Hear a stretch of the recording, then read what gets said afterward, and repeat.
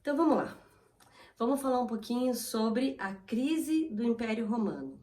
O Império Romano, né, só retomando aquele território que começou a ser construído lá no século III antes de Cristo, começa, né, a demonstrar ali sintomas de que vai colapsar no século III. E esse colapso vai acontecer no século V. Bom, só começa a aparecer esse colapso no século III, por quê? Porque até o século III você tinha o funcionamento da Pax de Augusto, ou a Pax Romana. As medidas do primeiro imperador, né, não podia ser diferente. O sobrinho lá, filho, né, sobrinho neto, filho adotivo do Júlio César, que foi o primeiro imperador e teve ideias sensacionais que repercutiram por 200 anos. Ou seja, até o século III. Tá? Deram certo até ali. Por quê? Concomitante a essas soluções dadas pelo imperador Otávio Augusto, aonde eu vou só destacar duas, tá? Uma ampliação e controle ao mesmo tempo da famosa política do pão e circo, né? Essa forma de você ludibriar e contentar e dar paliativos para a plebe não se rebelar.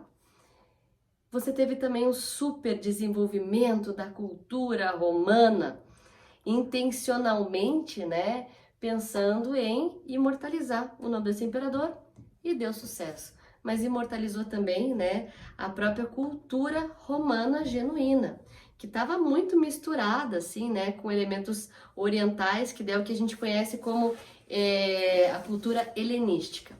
Bom, no século III, o que você tem concomitante? Você tem as soluções dadas pelo Otávio dando certo. Só que junto, aquilo que parece que está fortalecendo e na real é aquilo que está enfraquecendo. Aquilo que parece estar alavancando, construindo, subindo o Império Romano é o que vai gerar a queda. Uma expansão territorial desenfreada, gigantesca, que chega um ponto não tem mais para onde ir. E quando chega esse ponto de não ter mais para onde ir, olha o problema, né? O principal resultado de uma expansão territorial na Idade Antiga são escravos. E os escravos, como eu falei, desde lá do século III antes de Cristo, vem assumindo uma importância assim essencial dentro da economia romana, que quando chega no século III depois de Cristo, tá insubstituível, tanto pelo número quanto pelas habilidades adquiridas, é tipo dependência mesmo. Só que a mão de obra escrava é aquela mão de obra que você tem que estar o tempo inteiro abastecendo, né, de novos escravos. Porque o escravo você tá aí, né, exaurindo aquele ser humano até a última gota de suor. Ele tá sempre querendo fugir. E quando acabam as conquistas, acaba a entrada de novos escravos, os escravos, né, que eram os grandes produtores ali, eles vão estar em menor número, a produção vai retraindo, a produção retraindo, o preço vai subindo, os impostos vão, né, subindo para tentar compensar a diminuição dos ganhos, e é na cidade que esses sinais iniciais da crise aparecem primeiro. Então, todo aquele aumento do custo de vida, aquela indignação, aquele beco sem fundo, fazem que as pessoas façam o quê? Fujam, sai da cidade. A cidade está lotada, a cidade está infestada, a cidade não é mais o canal. E vão para onde? Para o campo. Então a gente tem um início aqui de êxodo, tá? Urbano. E fugindo para onde? Para o campo. Porque se está faltando mão de obra na cidade, quiçá no campo, onde os patrícios eram mega acumuladores de terra. Alguns imperadores, né, eles, vamos dizer assim, eles tentam solucionar, mas eles só vão atrasar o fim que é, né, certo. Eles não são Otávios da vida e chegou num ponto que nem se fosse, acho que não resolveriam. O primeiro deles, gente, vai ser o Caracal. Amplia a cidadania para mais lugares dominados, como eu tô falando que a conquista, né, chegou num nível absurdo, querendo dessa forma, dando direitos que, né, tenha mais apoiadores, mas junto com o direito tem deveres. Não vai dar muito certo. O Diocleciano é o cara que cria a tetrarquia. É o cara que divide, gente, o troço nada a ver, né? A gestão, não fisicamente o império, mas a gestão em 4. 2 Césares, 2 Augustos. E uma coisa que foi bacana que foi a lei do máximo, onde ele vai ali, tipo, tabelar o preço do trigo. Só que, né, ele abriu ali a concorrência, a competição para o governo dentro de Roma. E nessa acende um cara chamado Constantino. Se Otávio Augusto é o cara que marca o começo, o Constantino é o cara que marca o final. Eu tô falando de marcas positivas. Por quê? Sabe aquele êxodo urbano? Pois é. O Constantino transforma isso que parece uma crise, a cidade esvaziando, e agora o que a gente vai fazer e tal? Ele transforma isso em algo favorável. O que era problema vai ser solução. Ele cria esse regime de parceria que a gente chama de colonato, aonde o trabalhador, ele chega na propriedade ali de outra pessoa e fala: quer que eu are a terra aqui? Quer? Tá faltando escravo aqui nesse campo? Quer? Eu dou uma arada, planto, colho, deixa eu ficar por aqui. Vamos fazer uma parceria, tá? Deixa eu ficar na tua terra, eu produzo, tenho onde morar, tenho o que comer, beleza, beleza, beleza? Maravilha! Então ele se torna um camponês livre, né, que tá ali dependendo daquele lugar, assim como o dono também tá dependendo, né, da mão de obra que ele tá oferecendo. Mas que dali a 500 anos, a gente já sabe onde é que vai dar essa história, né? O bom é que aqui a fofoca é com spoiler, mas não tem problema. Dali a 500 anos isso vai se transformar, né? Não é que vão inventar. Essa relação iniciada durante a crise do século III, que foi oficializada pelo imperador Constantino, transformar-se-á na servidão do feudalismo. O colono, o camponês, é o futuro servo lá da era feudal. Mas por enquanto eu estou aqui, tá? Falando do Constantino. O Constantino, gente, outra sacada genial que ele teve. Tô com muito problema em Roma.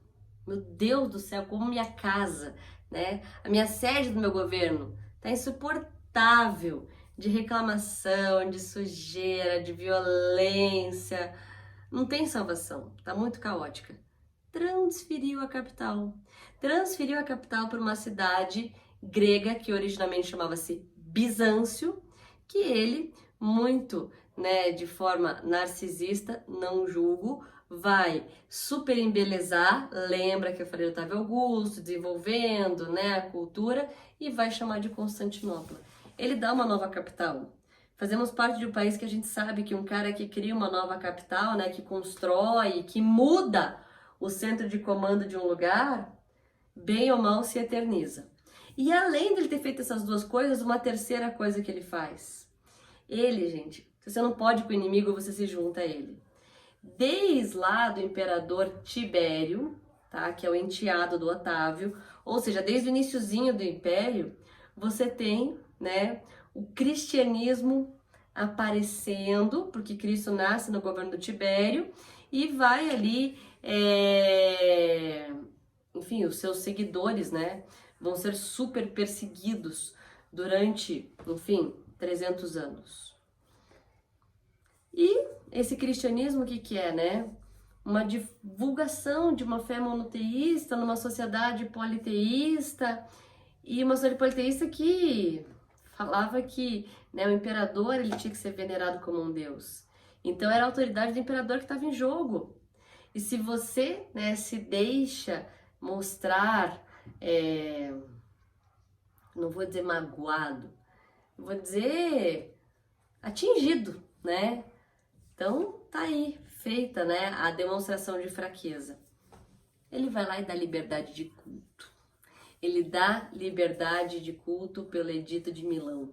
Tolerância religiosa. Os cristãos não serão mais perseguidos. É proibido. Vão poder fazer seus cultos livremente. Não vão ficar mais nas catacumbas. Isso acontece em 313.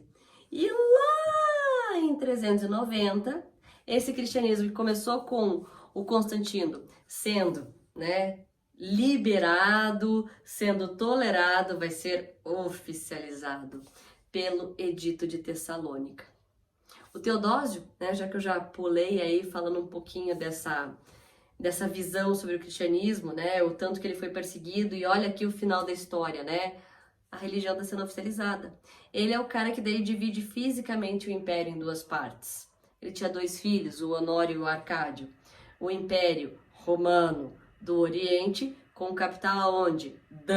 Constantinopla. E o Império Romano do Ocidente, né?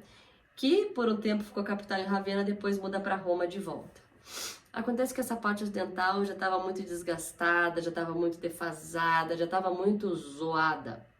Os bárbaros, que eram povos, né, chamados dessa maneira porque não falavam latim, é uma denominação que vem lá dos gregos, né, que falavam bar, do tipo tentando imitar a língua deles.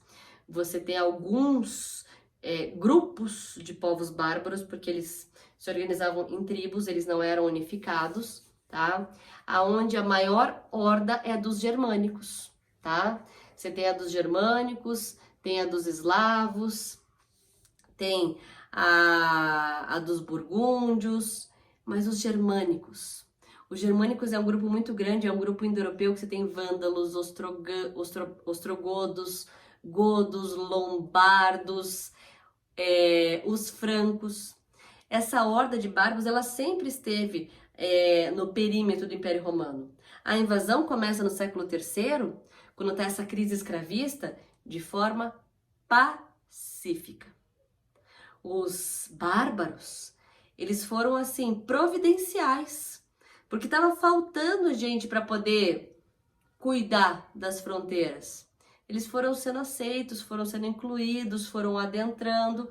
Só que daí quando chega no século V, isso que começou de forma pacífica passa, né, a ocorrer de forma violenta em virtude do comportamento de algumas tribos, até que em 476 Roma cai. Roma cai pela invasão bárbara. O rei, né, Odoacro, ele vai derrotar ali o imperador e vai dominar. Tudo que era o Império Romano do Ocidente vai se esfalecer em uma coxa de retalhos, aonde vai ter lombardos aqui, ostrogodos aqui, visigodos ali, francos aqui, e cada um vai pegando uma parte. E é essa coxa de retalhos que depois vai virar mais ainda divididinha, que é o feudalismo. Mas, né, para a gente entender isso vai ser em outra aula. Primeiro eu queria deixar claro a crise do século III, as tentativas do Constantino, a importância da divisão do império pelo Teodósio e aonde que o cristianismo entra nessas duas coisas. E como é que fica o cristianismo com esses bárbaros que são pagãos, que não falam latim? O que vai acontecer? Cenas do próximo capítulo. Beleza? Beijo pra vocês.